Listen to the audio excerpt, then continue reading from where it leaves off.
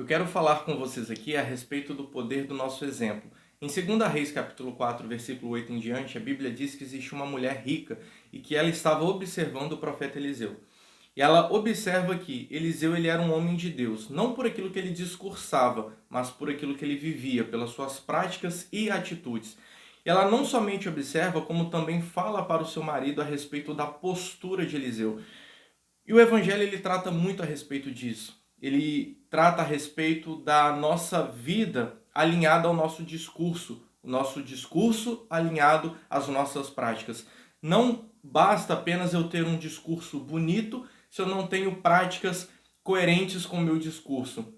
Infelizmente, muita gente tem discursos muito bonitos, mas vivem de forma completamente diferentes daquilo que acreditam. As suas práticas não estão alinhadas ao seu discurso. A gente não precisa de muitas palavras, de muitas mensagens, muitas pregações, muitas doutrinas.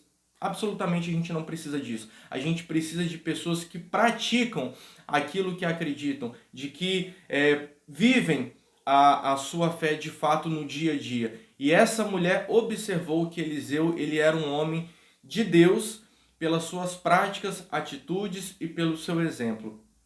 E Jesus ele fala a respeito disso. O evangelho não é apenas para ser falado, não é apenas para ser pregado, ele é para ser vivido diariamente, porque certamente tem muita gente que está observando a gente, que está olhando para a gente, espera de nós uma atitude coerente com aquilo que a gente discursa todos os dias, todos os domingos em nossas igrejas. A gente precisa viver mais e falar menos. A gente precisa ter um discurso alinhado às nossas práticas. E para terminar, tem uma frase que eu acho muito interessante que ela diz o seguinte: as palavras convencem, mas o exemplo arrasta.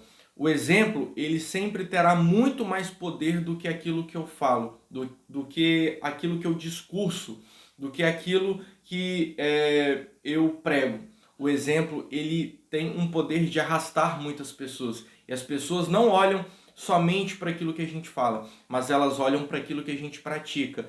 Todos os dias tem gente observando a gente. E as nossas práticas terão um poder muito, muito grande de ajudar essas pessoas ou de afastar e distanciar essas pessoas da gente. Então, a gente precisa alinhar o nosso discurso às nossas práticas, para que a gente possa ser coerente com o Evangelho de Jesus Cristo, com a fé em Jesus Cristo.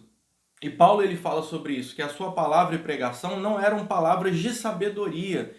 Ele não se pautava apenas em palavras, mas ele se pautava também na demonstração de espírito e de poder.